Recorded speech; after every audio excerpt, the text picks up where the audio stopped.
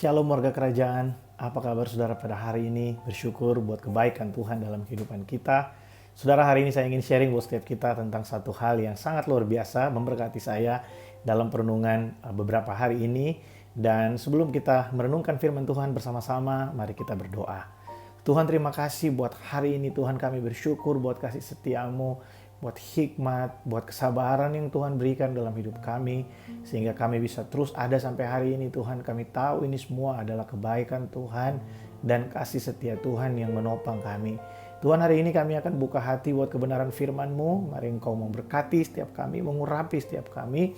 Urapi hamba-Mu yang sederhana dan terbatas ini, biar setiap firman yang keluar ini menguatkan setiap kami dan memberkati kami, Tuhan, dalam pengenalan kami akan Engkau. Dalam nama Yesus kami berdoa. Amin.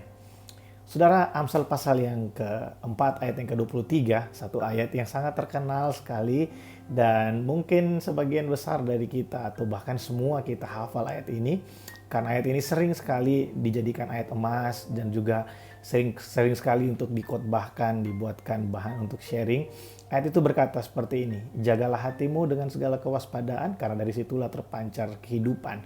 Atau dalam terjemahan yang lain di sana dikatakan dari hatilah kehidupan dimulai. Jadi semua yang ada di luar ini itu adalah ekspresi dari apa yang ada di dalam hati.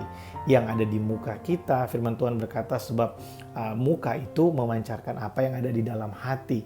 Nah, saudara, kalau berbicara mengenai menjaga hati dengan segala kewaspadaan, saya diberikan satu pengertian tentang pernahkah kita menguji hati kita, bertanya kepada diri kita sendiri tentang motivasi, apa yang menjadi motivasi kita melakukan segala sesuatu yang kita lakukan hari ini. Kenapa kita bekerja? Kenapa kita melayani? Kenapa kita melakukan apa yang kita lakukan hari ini? Kenapa kita aktif dalam banyak hal? Kenapa kita membangun keluarga? Mengapa kita membangun pelayanan? Mengapa kita memulai suatu pekerjaan-pekerjaan yang baru? Apa yang menjadi motivasi dalam hati kita?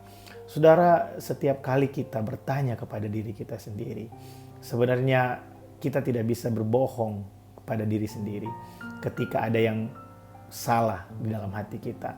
Ada banyak dari kita yang kadang kita terjebak dalam situasi-situasi karena sibuknya kehidupan kita, karena padatnya jadwal-jadwal kita, karena beratnya tekanan yang ada di pundak kita, sehingga tanpa sadar motivasi dalam hati kita itu bukan lagi menyenangkan atau mempermuliakan nama Tuhan. Saudara, saya sebagai hamba Tuhan juga pernah mengalami hal seperti itu. Saya juga pernah mengalami yang namanya ketika motivasi dalam melayani, motivasi dalam menolong, motivasi dalam melakukan banyak hal dalam hidup saya, itu bukan lagi menyenangkan hati Tuhan. Tapi penting sekali untuk kita bertanya pada diri sendiri, kita mengoreksi diri kita sendiri. Mungkin kita bisa duduk malam hari dan kita bertanya, apa yang menjadi motivasi kita? Kenapa kita mau keluar dari rumah pagi hari dan pulang lagi sudah tengah malam? Ya, kita kerja keras luar biasa. Apa yang menjadi motivasi kita? Apakah hanya sekedar untuk memenuhkan kebutuhan keluarga? Apakah hanya sekedar mengejar impian-impian kita? Apakah hanya sekedar untuk mengisi waktu luang? Saudara, biar menyenangkan Tuhan, melakukan kehendak Bapa dan mempermuliakan nama Tuhan, itu menjadi satu-satunya motivasi dalam kehidupan kita. Karena ketika kita tahu motivasi yang paling benar, motivasi yang diinginkan Tuhan dalam hidup kita, yaitu menyenangkan Dia. Sebab kita bukan lagi hidup buat diri sendiri. Hidup kita ini miliknya Tuhan. Ketika kita melakukan segala sesuatu untuk kemuliaan nama Tuhan. Saudara, kita bekerja, kita melayani, kita ada di keluarga kita, bukan karena kejadian-kejadian yang dirancangkan oleh manusia. Tapi semua itu terjadi karena ada maksud dan tujuan Tuhan buat kita ada di setiap tempat itu. Dan kita harus menyadari bahwa lewat semua itu, Tuhan mau kita mempermuliakan Dia di pekerjaan kita. Tuhan mau kita mempermuliakan Dia di keluarga kita. Tuhan mau kita mempermuliakan nama Tuhan di tengah-tengah lingkungan di mana kita ditempatkan. Ketika kita melakukan pekerjaan kita hanya untuk memenuhi kebutuhan-kebutuhan, hanya untuk kepentingan-kepentingan yang habis di dunia ini, maka kita akan terjebak, kita akan sampai pada satu situasi yang namanya boring, ya, bosan. Kita merasa tekanan itu begitu berat di atas pundak kita. Tapi ketika kita mengerti bahwa kita melakukan ini semua karena ada kehendak Bapa supaya kita mempermuliakan Dia di tengah-tengah tempat kita bekerja, di tengah-tengah di tempat kita berusaha, maka ketika kita ada dalam situasi yang lemah, kita bisa datang sama Tuhan dan berkata, Tuhan, biar kehendak-Mu terjadi karena aku ada di sini, bukan karena manusia. Aku ada di sini tapi karena Tuhan. Aku ada di tengah-tengah situasi yang berat ini, tapi aku tahu kalau Tuhan yang menjadi tujuannya, maka Tuhan akan memberikan kemampuan. Nah, kadang kita tidak menyadari hal ini. Dan saya sebagai hamba Tuhan mengajak setiap kita, mari kita sering-seringlah bertanya pada diri sendiri. Apa yang menjadi motivasi kita? Kenapa kita belajar? Kenapa kita bekerja? Saudara, biar kita tidak kehilangan motivasi yang benar dalam kehidupan kita. Mari jadikan Tuhan bukan yang utama, tapi Tuhan satu-satunya dalam kehidupan kita. Dia menjadi alasan kenapa kita melakukan semua ini. Dia menjadi alasan kenapa kita berada di tempat di mana kita berada hari ini.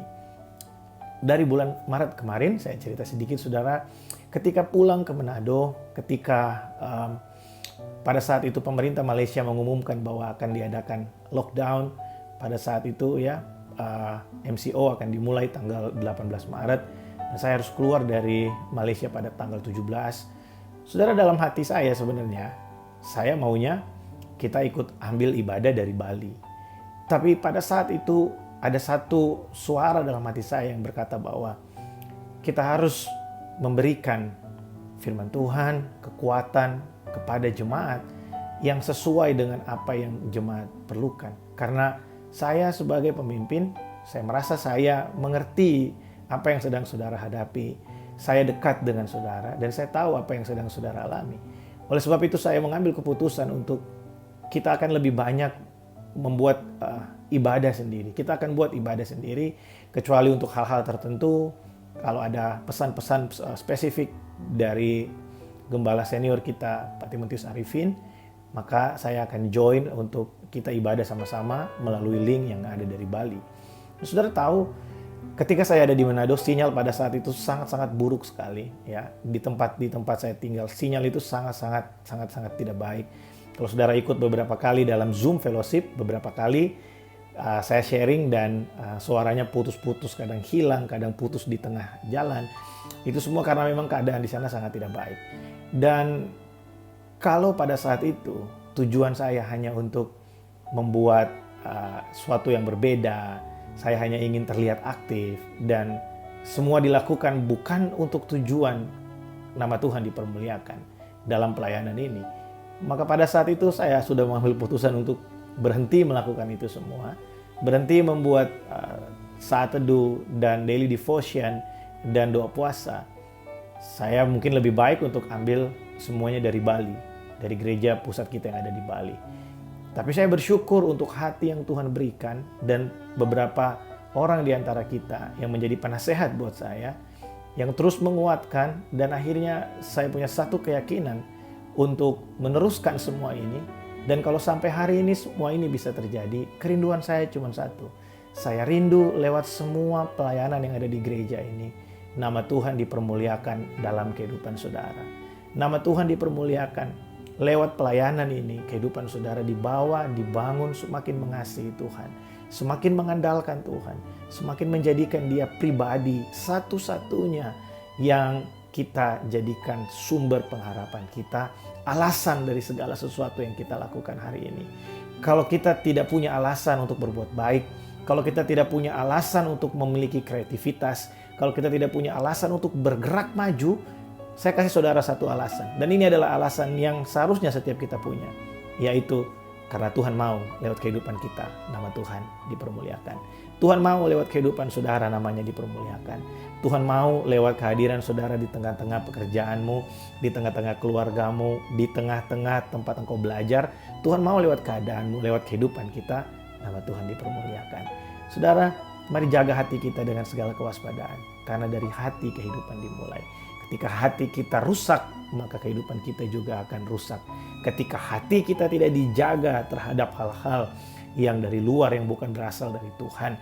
Hari-hari ini ada banyak berhala-berhala yang muncul semakin jelas di permukaan. Ya, semakin jelas ada banyak berhala-berhala yang muncul yang membuat hati manusia tidak lagi terikat pada Tuhan, tapi terikat kepada dunia ini.